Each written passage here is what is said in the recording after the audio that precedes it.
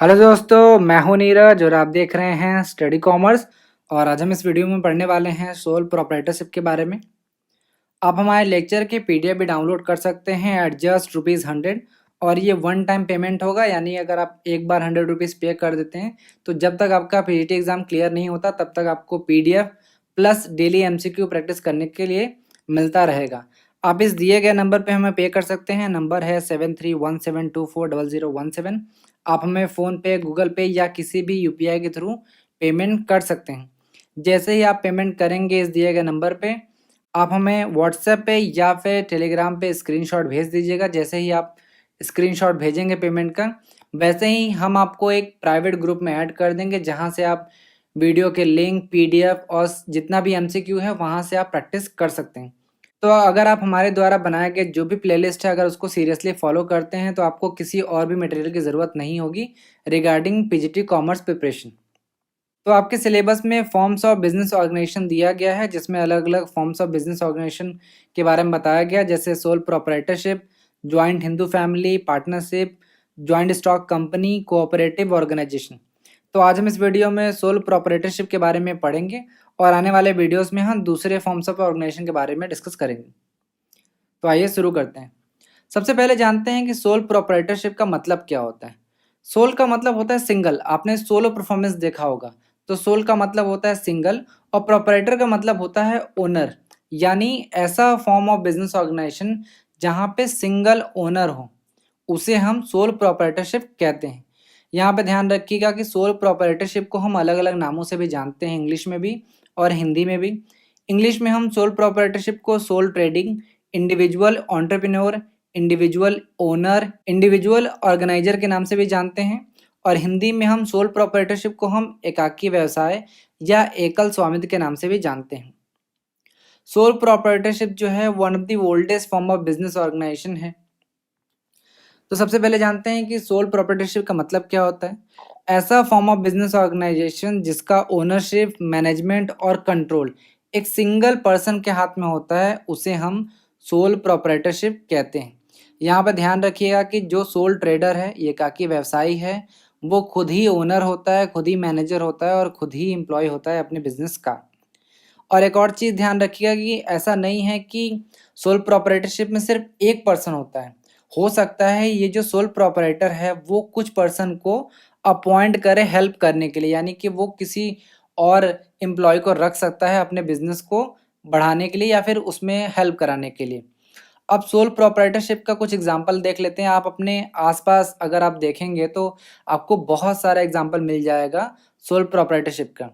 For example आप मिठाई खरीदते हो तो मिठाई वाला क्या है, एक सोल प्रोप्राइटरशिप का ही एक एग्जांपल है। चाय वाला है, पान वाला है, नाई है, धोबी है, लुहार है, बढ़ई है।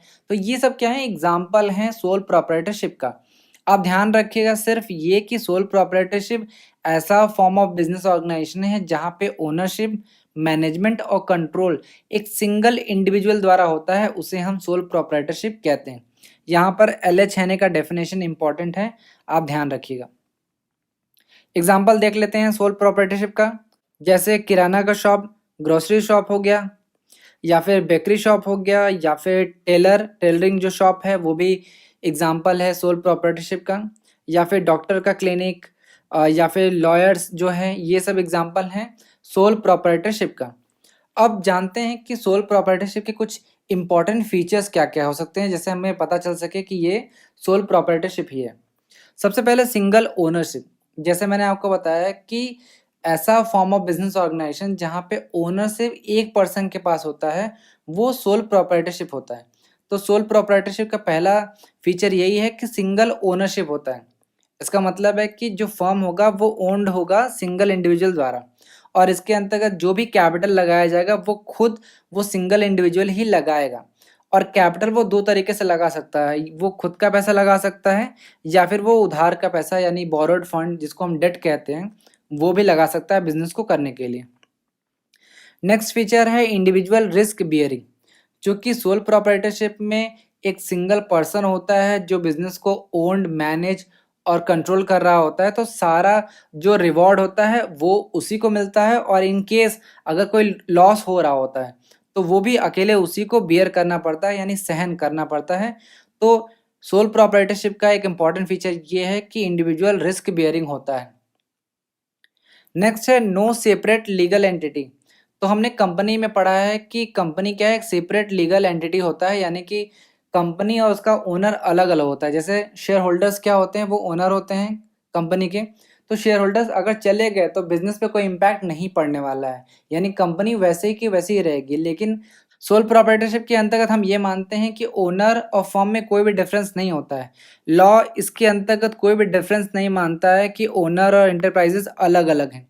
सोल प्रोप्राइटरशिप के अंतर्गत बिजनेस और ओनर जो होते हैं वो एक ही होता है, यानी कि जैसे ही ओनर चला गया या उसकी डेथ हो गई तो यहाँ पे बिजनेस भी बंद हो जाएगा।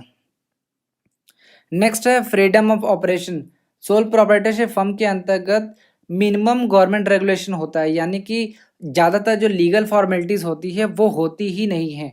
बिजनेस स्टार्ट करने के लिए ज़्यादातर जो हमने सोल प्रोप्राइटरशिप के एग्जांपल पढ़े उसमें कोई भी लीगल फॉर्मेलिटी नहीं होती है ऑपरेशन के लिए, यानी बिजनेस को करने के लिए।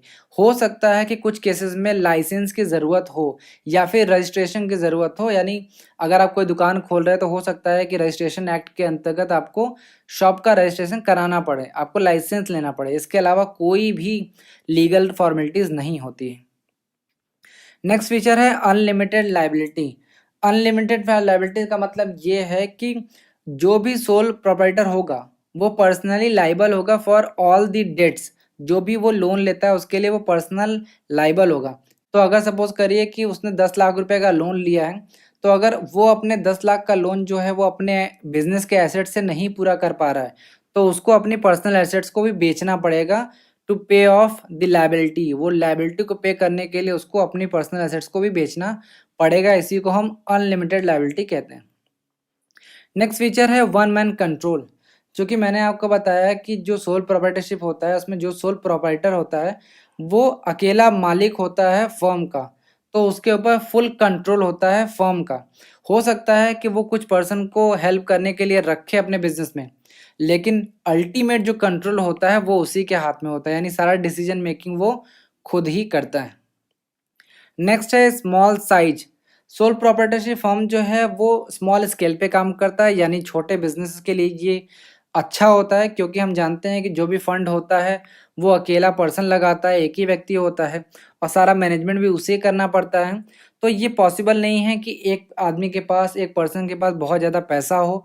तो सोल प्रोप्राइटरशिप जो होता है वो वेरी स्मॉल स्केल पे काम करता है, यानी कि जो स्केल ऑफ ऑपरेशन होता है वो लिमिटेड होता है। नेक्स्ट है फॉर्मेशन एंड क्लोजर। तो यहाँ पे कोई भी लीगल फॉर्मेलिटीज नहीं होती है सोल प्रोप्राइटरशिप फर्म को स्टार्ट या क्लोज करने के लिए। यहाँ पे ध्यान रखिएगा कि हो सकता है कि कुछ केसेस में लाइसेंस आपको लेना पड़े बिजनेस को स्टार्ट करने के लिए, और कंपनी की तरह आपको बहुत सारे लीगल फॉर्मेलिटीज को नहीं पूरा करना होता है, चाहे वो बिजनेस को स्टार्ट करने की बात हो चाहे क्लोज करने की बात हो। लास्ट फीचर है लैक ऑफ बिजनेस कॉन्टिन्यूटी। इसके अंतर्गत ये बताया गया है कि सोल प्रॉपर्टीशिप के अंतर्गत जो भी ओनर होता है, अगर उसकी डेथ हो जाती है या वो इंसॉल्वेंट हो जाता है या फिर वो पागल हो जाता है, तो ऐसे कंडीशन में बिजनेस बंद हो जाता है। अब देखते हैं एडवांटेजेस ऑफ सोल प्रॉपर्टीशिप। तो सबसे पहले एडवांटेज है easy to form and dissolve. तो अभी हमने आपको बताया कि सोल प्रॉपर्टीशिप के अंतर्गत कोई भी लीगल फॉर्मेलिटीज नहीं है टू स्टार्ट या टू क्लोज द बिजनेस। तो यहाँ पे आसानी से सोल प्रॉपर्टीशिप जो बिजनेस है वो आसानी से स्टार्ट की जा सकती है, क्योंकि कोई भी लीगल फॉर्मेलिटीज नहीं होती। नेक्स्ट एडवांटेज है डायरेक्ट इंसेंटिव। हम जानते हैं कि सोल प्रोप्राइटरशिप जो होता है वही ओनर होता है, वही मैनेजर होता है, वही एम्प्लॉय होता है। तो वो जो भी काम कर रहा होता है उसका रिवॉर्ड उसके सामने होता है, यानी कि there is direct relation between the efforts and the reward. जितना वो मेहनत करेगा उतना ज़्यादा पैसा कमाएगा। अगर वो अपने शॉप को लंबे समय तक खोलता है तो ज़्यादा कस्टमर आएंगे, ज़्यादा प्रॉफिट वो कमा सकता है। तो ये डायरेक्ट इंसेंटिव, ये एक एडवांटेज है सोल प्रॉपर्टीशिप का। नेक्स्ट है फ्लेक्सिबिलिटी। हम जानते हैं कि सोल प्रोप्राइटर जो होता है वो सारा डिसीजन खुद ही लेता है, उसे किसी से कंसल्टेशन की ज़रूरत नहीं होती। तो सोल प्रोप्राइटरशिप का ये एडवांटेज है कि इसमें फ्लेक्सिबिलिटी बहुत होता है डिसीजन मेकिंग में। नेक्स्ट है सोल बेनिफिशियरी ऑफ प्रॉफिट। तो मैंने आपको स्टार्टिंग बताया कि जो भी प्रॉफिट होता है वो सोल प्रोप्राइटर से ही जुड़ा होता है। तो यहाँ पे जो सोल प्रोप्राइटर होता है वो अकेला बेनिफिशियरी होता है सारे प्रॉफिट का, क्योंकि पार्टनरशिप की तरह यहाँ पे कई पार्टनर नहीं होते हैं, सिर्फ अकेला पर्सन होता है जो ओनर होता है। तो जो प्रॉफिट होता है वो सारा अकेला वही लेता है। नेक्स्ट है पर्सनल टच। तो इसके अंतर्गत जितना भी वर्क होता है वो अकेले सोल प्रोप्राइटर द्वारा ही किया जाता है। तो सोल प्रोप्राइटर जो होता है यानी जो ओनर होता है वो डायरेक्ट रिलेशन या डायरेक्ट कांटेक्ट बनाता है कस्टमर से, और वो कस्टमर के अकॉर्डिंग उसमें चेंजेस कर सकता है as per the demand and expectation of the customer. जिस तरीके से कस्टमर की डिमांड है या एक्सपेक्टेशन है उस हिसाब से वो पर्सनल टच उसमें दे देता है। तो ये भी एक एडवांटेज है सोल प्रोप्राइटरशिप का। नेक्स्ट है सीक्रेसी, यानी कि इसमें सीक्रेट आसानी से रखा जा सकता है। अब सीक्रेट किस चीज़ का, जैसे कि कंपनी में हम जानते हैं कि वहाँ पे कंपनी का जो अकाउंट होता है उसको पब्लिश करना पड़ता है, लेकिन सोल प्रोप्राइटरशिप में ऐसा कोई भी कंपल्सन नहीं है। There is no legal compulsion to publish accounts, यानी कि सोल प्रोप्राइटरशिप के अंतर्गत कोई कंपल्सरी नहीं होता है कि वो अपने अकाउंट्स को जो भी वो मेंटेन कर रहा है उसको पब्लिश करे। तो ये सीक्रेसी या सीक्रेट मेंटेन करना भी एक एडवांटेज है सोल प्रोप्राइटरशिप का। नेक्स्ट है इंडिपेंडेंट कंट्रोल। सोल प्रोप्राइटर का पूरा अथॉरिटी होता है उसके डिसीजन पे, और वो बिजनेस को जैसे चाहे वैसे रन कर सकता है। तो यहाँ पे इंडिपेंडेंट कंट्रोल पाया जाता है। नेक्स्ट है suitable for small scale operation. जैसे मैंने आपको स्टार्टिंग बताया कि जहाँ पे भी लिमिटेड कैपिटल की ज़रूरत हो या पर्सनल अटेंशन की ज़रूरत हो वहाँ पे सोल प्रोप्राइटरशिप सबसे सुटेबल माना जाता है। नेक्स्ट और आखिरी एडवांटेज है सेंस ऑफ अकम्पलिशमेंट।